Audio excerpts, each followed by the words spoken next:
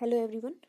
आज की ये वीडियो आपके लिए बहुत ज़्यादा इम्पोर्टेंट रहने वाली है क्योंकि इस वीडियो में आज हम कवर करेंगे बुद्धिस्ट टॉपिक के बारे में, वो भी बिल्कुल वन लाइनर से। एंड हम बीच बीच में एक छोटी छोटी सी स्टोरीज भी कवर करते जाएंगे जिससे आपका ये टॉपिक है बहुत ज़्यादा स्ट्रांग हो जाएगा।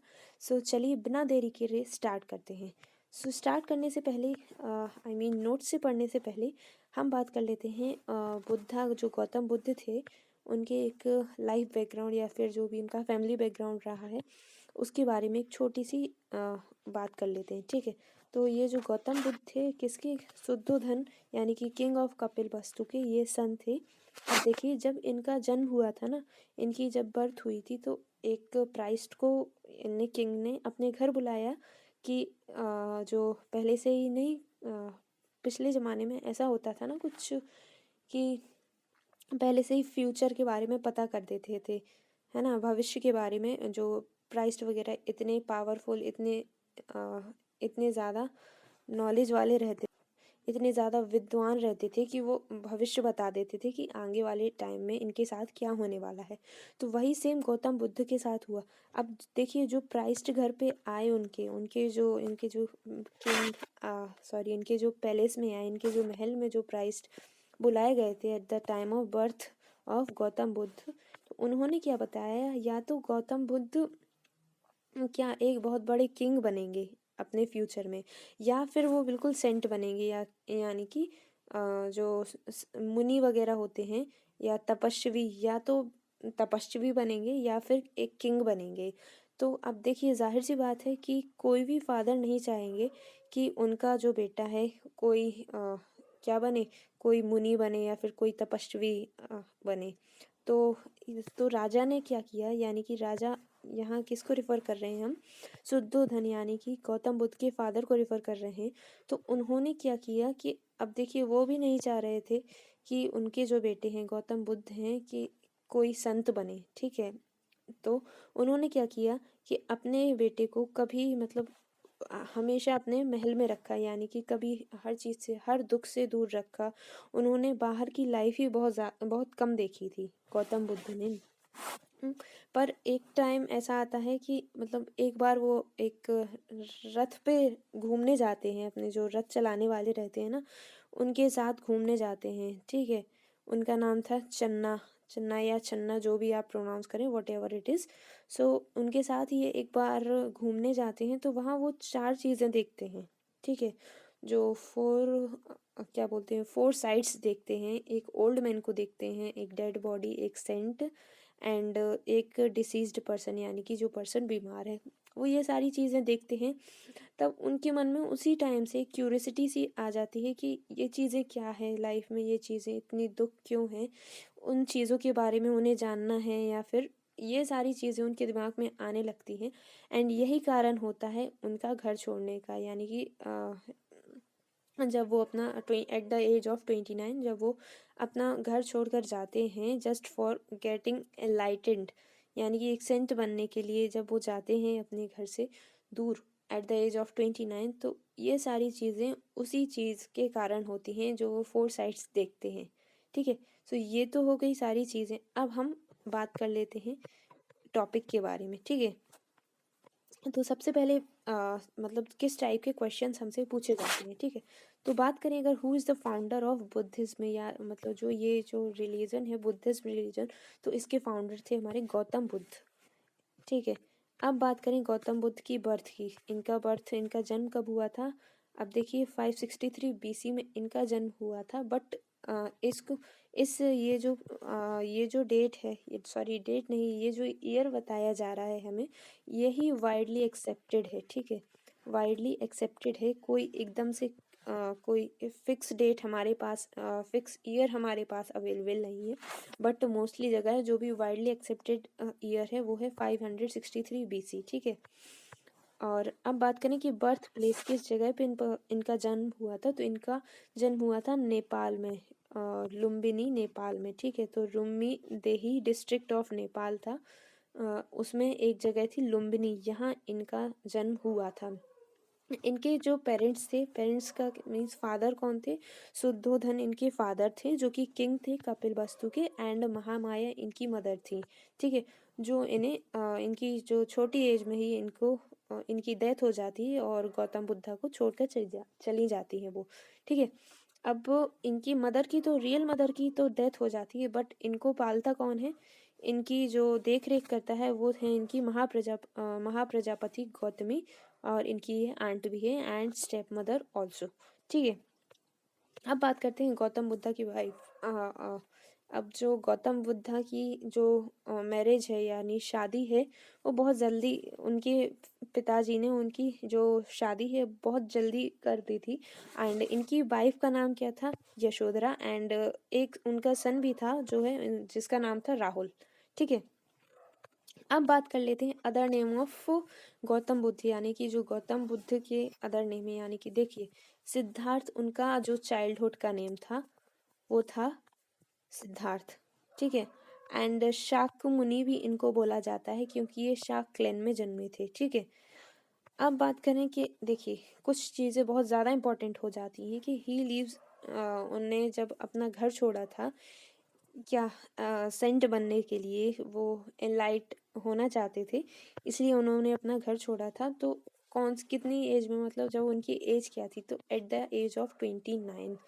ठीक है, उनकी जब शादी भी हो गई थी, एक बेटा भी था, देन उसके बाद at the age of 29 he lived home.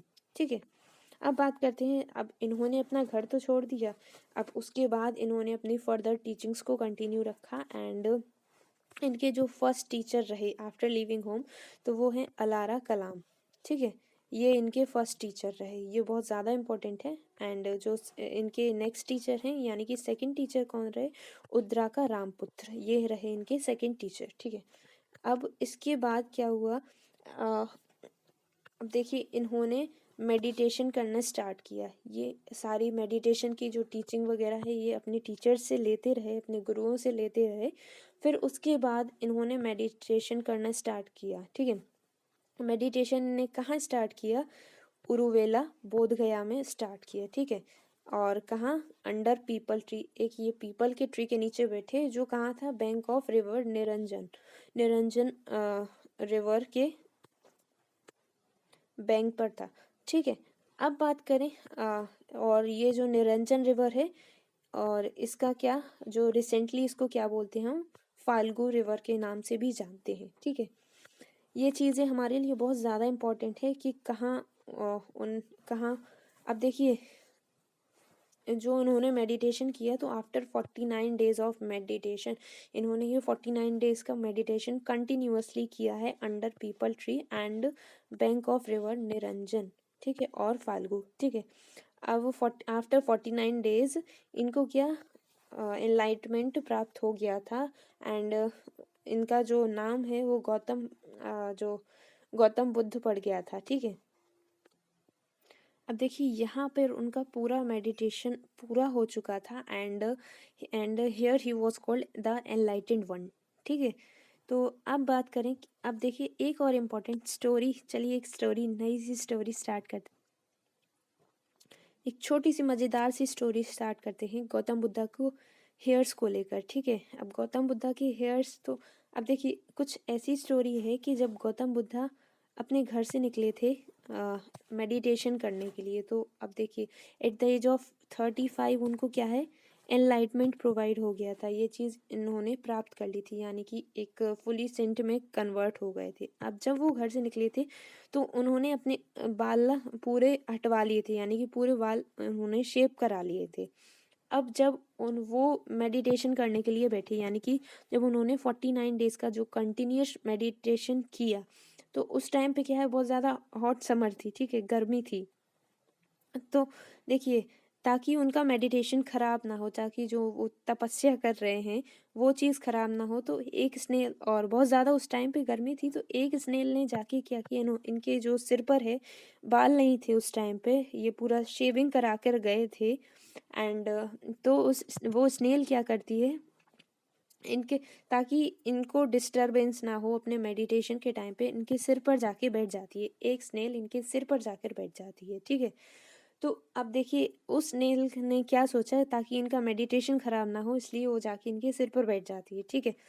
अब एक अब इस एक स्नेल को देखते देखते सीधी 108 स्नेल इनके सिर पर आके बैठती हैं एंड एक कैप लाइक स्ट्रक्चर फॉर्म कर लेती हैं, जिसको जो जो बुद्धा के सिर पर देखे जाते हैं ऐसे कर्ली हेयर लाइक स्ट्रक्चर, तो वो कोई उनकी हेयर नहीं है, तो वो क्या है, स्नेल्स हैं, ठीक है।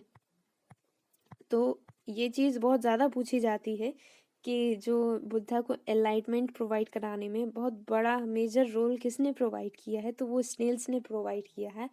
एंड इस चीज़, ताकि इस चीज़ से उनको, बुद्धा को जो धूप की रेज आ रही है, यानी कि जो सन की जो रेज आ रही हैं उनके सिर पर डायरेक्टली ना पड़े, इसलिए वो एक कैप लाइक स्ट्रक्चर फॉर्म कर लेती हैं और बुद्धा को कोई डिस्टरबेंस नहीं होता इस चीज़ से, ठीक है।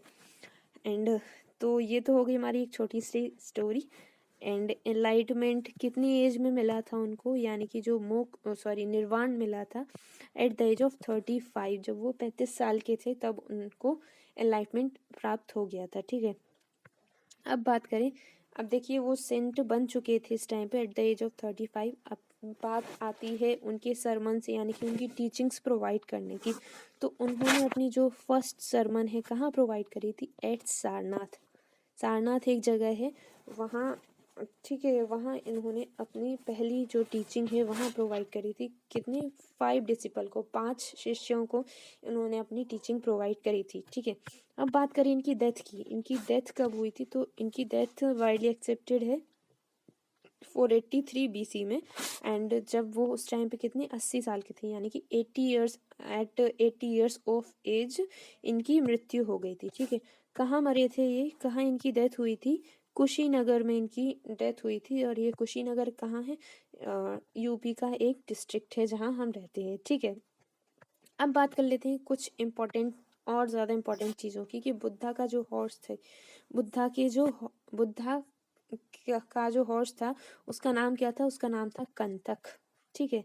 बुद्धा इनके जो चैरियोटी, यानी कि जो रथ चलाने वाले थे, जिनके साथ ये गए थे, इन्होंने 4 साइड्स जो देखी थी, उन रथ चलाने वाले का नाम क्या था, चन्ना या Chhanna, whatever you pronounce it, कुछ भी बोलें आप, ठीक है। एंड एक देखिए एक चीज़ सामने आती है कि फार्मर की डॉटर के बारे में यहाँ पढ़ा जाता है बुद्धा की लाइफ में। जब भी हम बुद्धिज्म के बारे में पढ़ते हैं तो सुजाता के बारे में हमें देखने को मिलता है। ये सुजाता कौन थी, ये गौतम बुद्ध को रोज़ क्या करती थी, एक खीर प्रोवाइड करती थी, यानी कि राइस की जो पुडिंग है, एक 1 बाउल पुडिंग, ये प्रोवाइड करती थी उनको, ठीक है।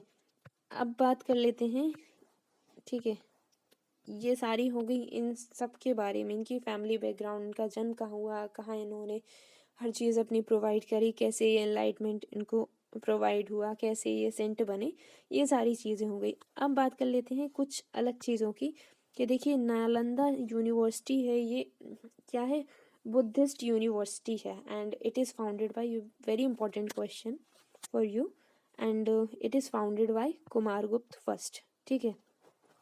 एंड एक और है Vikramshila university, it is also Buddhist university and it is founded by Dharmapal. अब एक क्वेश्चन बहुत ज़्यादा पूछा जाता है, ये मैक्सिमम है और मैक्सिमम बार भी पूछा जाता है, ये भी बीए का जो एंट्रेंस एग्ज़ाम हुआ था 2021 में, ठीक है, उसमें ये पूछा गया था कि बुद्ध के जो इन्होंने अपनी मैक्सिमम सरमन्स कहाँ प्रोवाइड करी हैं, तो श्रावस्ती में इन्होंने अपनी मैक्सिमम सरमन्स प्रोवाइड करी हैं, यानी कि मैक्सिमम इनके जो लेक्चर्स, मैक्सिमम इनकी जो टीचिंग्स हैं वो कहाँ प्रोवाइड की गई हैं, इन्होंने कहाँ प्रोवाइड की हैं, तो वो श्रावस्ती में प्रोवाइड करी हैं, ठीक है। अब बात करें बुद्धिस्ट लिटरेचर की, बात आती है, यानी कि इनके जो टेक्स्ट वगैरह हैं उनके बारे में अब हम बात करेंगे, ठीक है। तो उनकी जो लैंग्वेज है, मेजर जो टेक्स्ट लिखे गए हैं वो लिखे गए हैं पाली लैंग्वेज में, एंड कुछ हैं, मतलब few are written in Sanskrit language, ठीक है। अब एक और चीज़ है जातक स्टोरीज, जातक स्टोरीज, और अब देखिए जातक स्टोरीज की अपनी खुद की एक स्टोरी है, कि इन जातक टेल्स में पता है क्या बताया गया है, गौतम बुद्धा के प्रीवियस बर्थ के बारे में बताया गया है। मतलब 500 से भी ज़्यादा इनके जो जन्म हुए हैं गौतम बुद्ध बनने से पहले, इनके जितने भी ह्यूमन एंड एनिमल फॉर्म में जितने भी इनकी जो बर्थ हुई हैं उन हर एक स्टोरी में उन हर एक स्टोरी वो जो हर एक स्टोरी है वो कहाँ बताई गई है, जातक टेल्स में बताई गई है। एंड दिस जातक टेल्स इज रिलेटेड टू सुत्ता पिताका। ठीक है, ठीक है। अब बात कर लेते हैं हम इनके टेक्स्ट या लिटरेचर्स के बारे में। ठीक है, तो देखिए सबसे पहले बात करते हैं व्हाट इज पिताका। यहाँ पिताका वर्ड क्यों यूज हुआ है। अब देखिए पिताका क्या होता है। पिताका इज जनरली अ बास्केट। पिताका हम बोलते हैं बास्केट को। पिताका का मीनिंग होता है बास्केट। अब बास्केट, अब देखिए यहाँ पिताका वर्ड इसलिए यूज किया गया है कि उस टाइम के जो इनके जो टेक्स्ट थे वो कहाँ एक पाल्म लीफ पर लिखे जाते थे, जो कि बहुत ज़्यादा वाइड रहती थी, यानी कि बहुत चौड़ी रहती थी, हाथ की हथेली की तरह। तो उस पे जो सारे टेक्स्ट हैं वो लिखे जाते थे एंड उन सबको कंपाइल करके कहाँ, मतलब कंबाइन करके कहाँ एक बास्केट में रखा जाता था, इसलिए यहाँ पिताका वर्ड का यूज हुआ है। अब बात कर लेते हैं, यहाँ देखिए 3 टाइप के ये देखिए 3 पिताका हैं एंड इनको हम कंबाइनली पढ़ते हैं त्रिपिताका। ठीक है, ट्राई पिताका और त्रिपिताका। ठीक है, ये हो गए 3 पिताका। अब देखिए थोड़ा सा इनके डिस्क्रिप्शन जान लेते हैं कि सुत्ता पिताका जो हमारा पहला पिताका है और उसमें किस चीज़ के बारे में बताया गया है। उसमें बताया गया है बुद्धास की जो सेइंग्स हैं एंड उनकी जो हिस्ट्री में जो टीचिंग्स हैं उस चीज़ के बारे में बताया गया है। टीचिंग्स हिस्ट्री ऑफ टीचिंग के बारे में बताया गया है एंड जातक स्टोरीज के बारे में भी इसी पिताका में बताया गया है। ठीक है, जातक story was also related to this सुत्ता पिताका। ठीक है, अब बात करते हैं विनय पिताका की।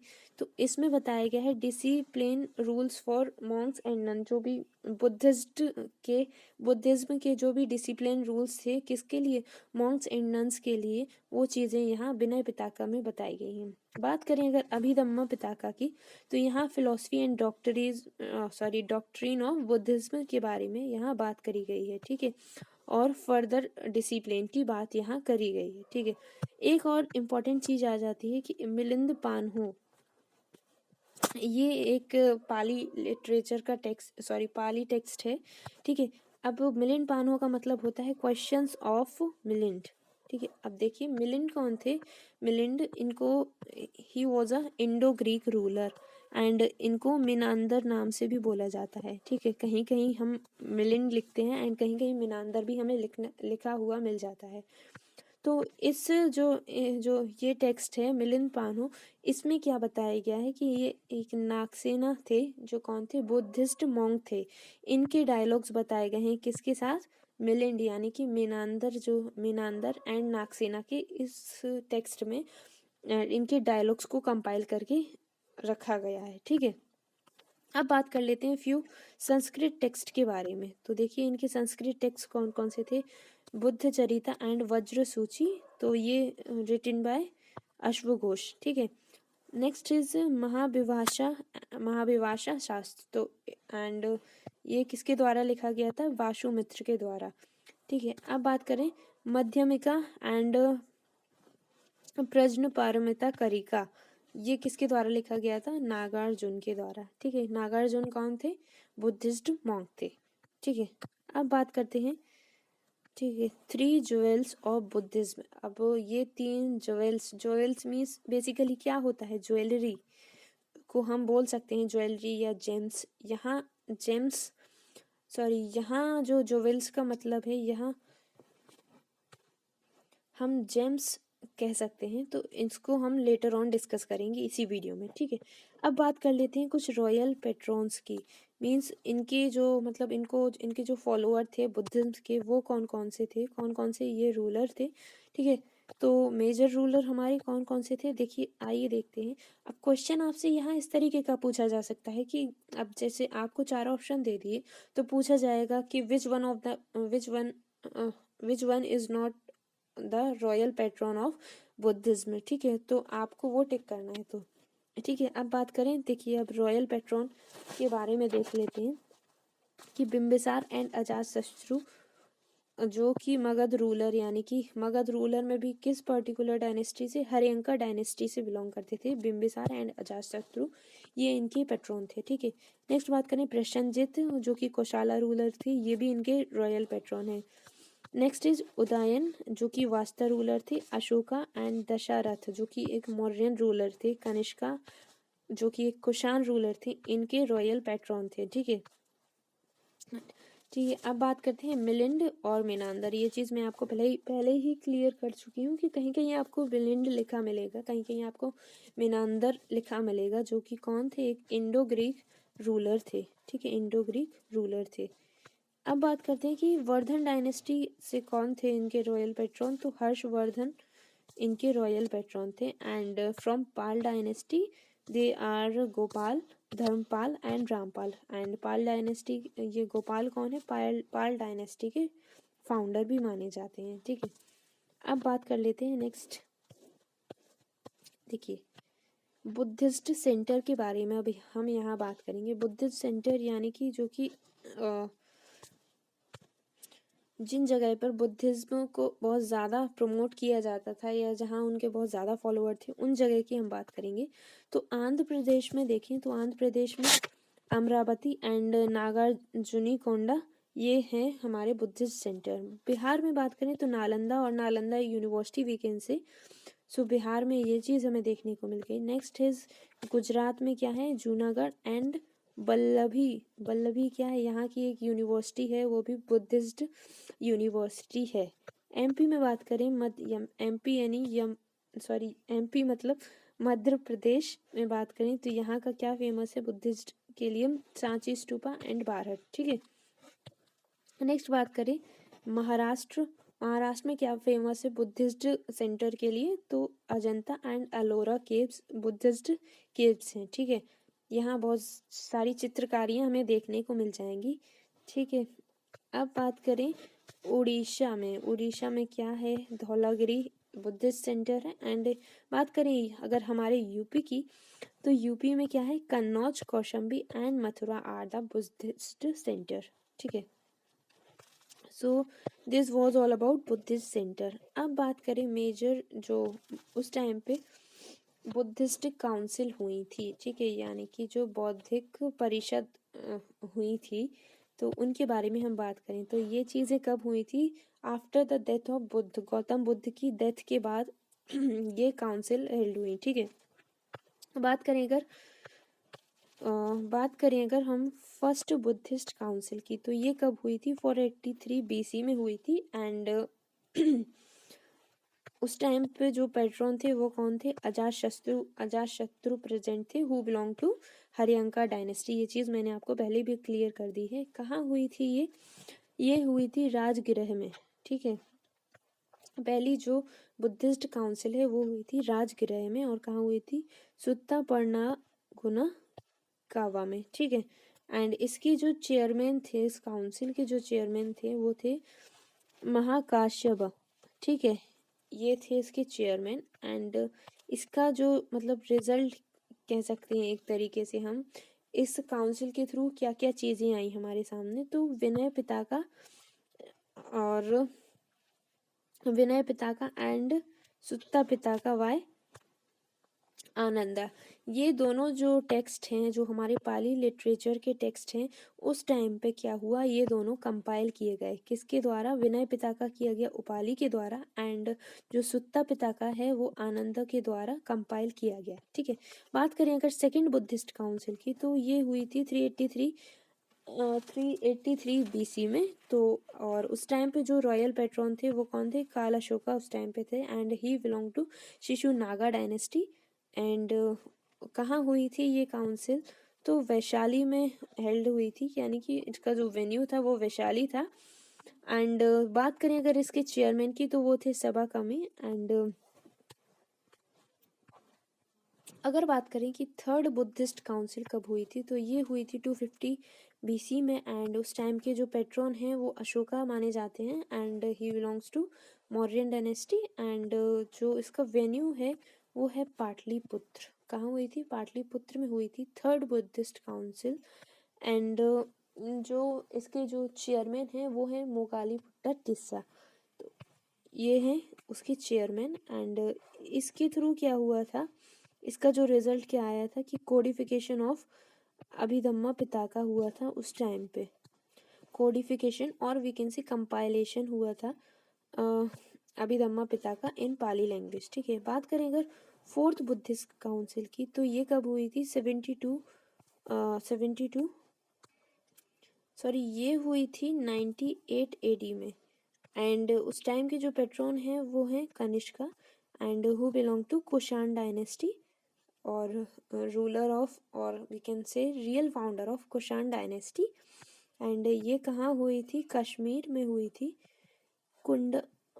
कश्मीर में हुई थी और कहाँ हुई थी? कुंडलवाना कश्मीर।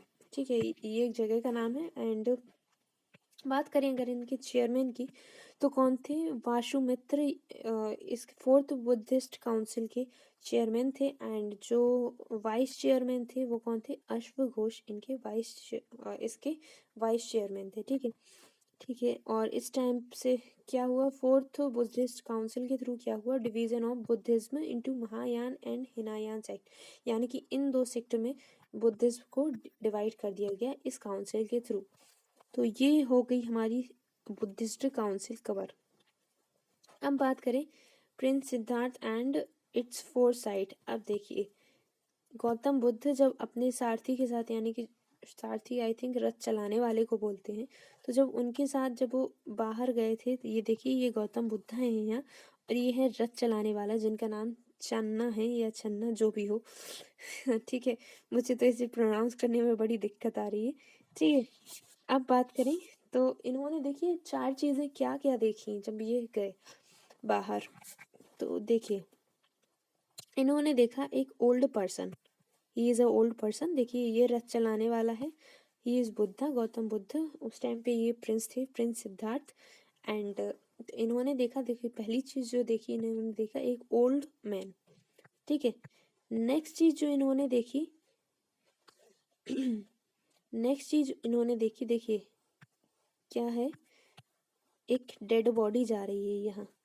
नेक्स्ट चीज जो देखते हैं ये है एक डेड बॉडी। ठीक है, जो थर्ड चीज इन्होंने देखी ये एक सेंट को देखते हैं, यानी कि एक एस्केटिक को देखते हैं। ठीक है, एंड फोर्थ वन इज एक डिसीज्ड पर्सन को ये यहाँ देखते हैं। देखिए ये है गौतम बुद्ध, ये वो रथ चलाने वाला charioteer, and he is a deceased person. तो ये चार चीजें इनको यहाँ देखने को मिलती हैं। चलिए एक बार फिर से देख लेते हैं कि देखिए इनको देखने को मिला एक ओल्ड पर्सन, एक डिसीज पर्सन, एक डेड बॉडी एंड एक सेंट यहाँ इनको देखने को मिले। ये चार मेजर जो फोर साइट्स हैं ये मानी जाती हैं। ठीक है, इनके बारे में भी पढ़ते हैं। अब बात करें कि थ्री ज्वेल्स ऑफ बुद्धिज्म क्या क्या हैं। तो देखिए पहला तो है बुद्ध, सेकंड धर्म एंड संघ, ये तीन ज्वेल्स हैं बुद्धिज्म के। ठीक है, वह यहाँ बुद्धा का मीनिंग है टीचर और द एनलाइटेंड वन जिसको हम बोलते हैं। ठीक है, धर्म, अब देखिए धर्म का यहाँ है teaching, dharma is related with teaching and sangha is related with the community. बात करें अगर बुद्धा के लाइफ के कुछ मेजर या जो भी ग्रेट इवेंट हैं उनके बारे में एंड उनके सिंबल के बारे में, तो देखिए बुद्धा की जो बर्थ है, जब बुद्धा की जो बर्थ हुई यानी कि जब उनका जन्म हुआ, तो उस इवेंट को क्या बोल दिया गया? इनका जन्म बोल दिया गया। एंड उसका जो सिंबल है वो क्या है? लोटस एंड बुल है। ठीक है, अब देखिए एक है द ग्रेट डिपार्चर, जो सेकंड इम्पॉर्टेंट इवेंट इनकी लाइफ में होता है। देखिए तो द ग्रेट डिपार्चर जिसको हम बोलते हैं महाभिनिश क्रमण। ठीक है, तो इसका जो साइन है वो क्या है? हॉर्स। यहाँ देखिए द ग्रेट डिपार्चर का मतलब यहाँ ये है कि जब उन्होंने अपना घर छोड़ दिया था, means at the age of 29, ये वाला इवेंट हुआ उनकी लाइफ में। ठीक है, अब बात करें एनलाइटमेंट की, मीन्स जब उनको एनलाइटमेंट यानी कि जो निर्वाण है कब प्राप्त हुआ, तो वो प्राप्त हुआ इनको एट द एज ऑफ 35। जब ये 35 साल के थे तब इनको एनलाइटमेंट मिला। एंड इसका जो सिंबल माना जाता है वो है बोधि ट्री। ठीक है, अब देखिए जब इन्होंने अपनी जो फर्स्ट टीचिंग या जो फर्स्ट सरमन प्रोवाइड किया तो उस इवेंट को क्या बोल दिया गया, धम्म चक्र परिवर्तन, ये बोल दिया गया। एंड इसका जो सिंबल है वो है व्हील। ठीक है, एंड नेक्स्ट बात करें कि डेथ को क्या बोला गया, जब इनकी डेथ हुई तो उस इवेंट को बोला गया परिनिर्वाणा। एंड इसका जो सिंबल है स्टूपा। ये चीजें हो गई, और इनकी जो डेथ हुई थी एट द एज ऑफ 80, मतलब जब वो 80 ईयर्स के थे, at the 80 years of age इनकी डेथ हुई थी। ठीक है, अब बात करें इनके, देखिए 8 फोल्ड पाथ को हम बाद में कवर करते हैं, सबसे पहले हम पढ़ेंगे।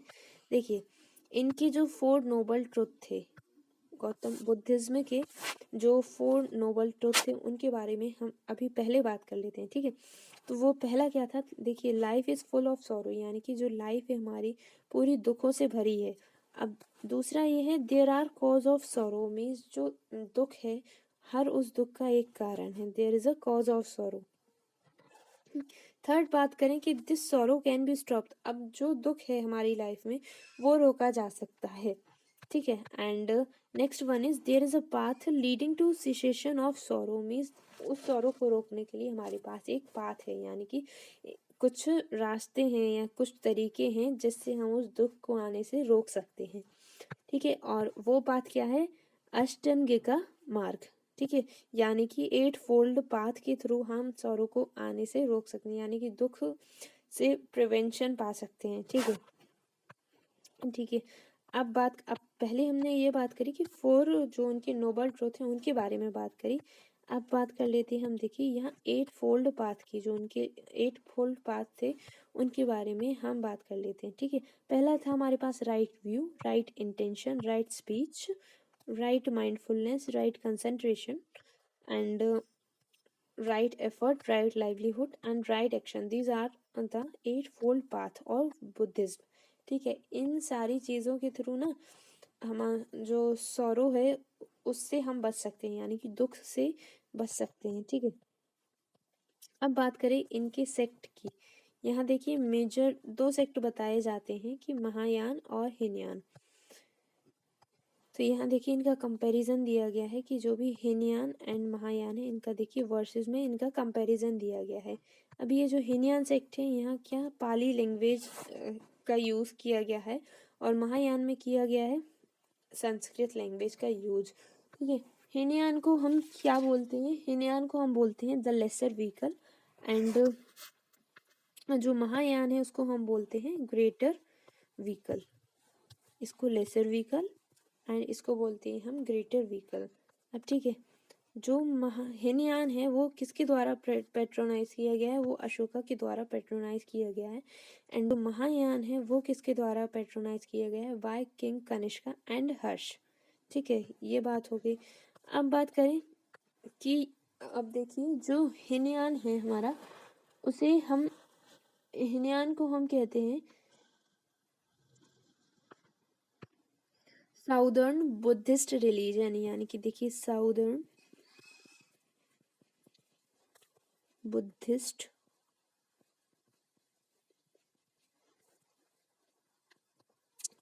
रिलीजन, ये कहते हैं हम हीनयान को। अब देखिए इसका रीज़न क्या है, क्योंकि ये जो हीनयान सेक्ट है ये किस साइड स्प्रेड हुआ, south region side, India south of India में स्प्रेड हुआ। तो देखिए Sri Lanka, Cambodia, Thailand, Laos and Myanmar, इस साइड ये स्प्रेड हुआ हीनयान सेक्ट, इसलिए इसको बोल दिया जाता है साउथ बुद्धिज्म रिलीजन। ठीक है, एंड सिमिलरली बात करें इसको बोला जाता है नॉर्थ बुद्धिज्म रिलीजन, क्योंकि ये स्प्रेड हुआ China, Korea, Japan and Mongolia में। ठीक है, अब बात करें कि इनका जो हीनयान का लिबरेशन है इट्स थ्रू मेडिटेशन एंड और जो महायान का लिबरेशन वो क्या है, मैजिकल मंत्रास के थ्रू इनका लिबरेशन बताया गया है। ठीक है, अब जो हीनयान सेक्ट के जो फॉलोअर थे वो क्या बिलीव नहीं करते थे कि he did not believe in concept of Bodhisattva के कॉन्सेप्ट में, वो बिल्कुल भी बिलीव नहीं करते थे। और जो महायान थे वो बोधिसत्व कॉन्सेप्ट पर बहुत ज़्यादा बिलीव करते थे। सो यही हो गई हमारी हीनयान वर्सेस महायान, ये चीज़ें हमने इनके बारे में कंपैरिजन पढ़ा। सो हमने मोस्टली हर चीज़ बुद्धिज़्म कल्चर से रिलेटेड, हमने हर चीज़ जो बुद्धिज़्म रिलीजन है इससे हर रिलेटेड चीज़ हमने आज की वीडियो में कवर करी। So I hope all things will be clear to you. So thanks for watching, and for more such video subscribe to my channel.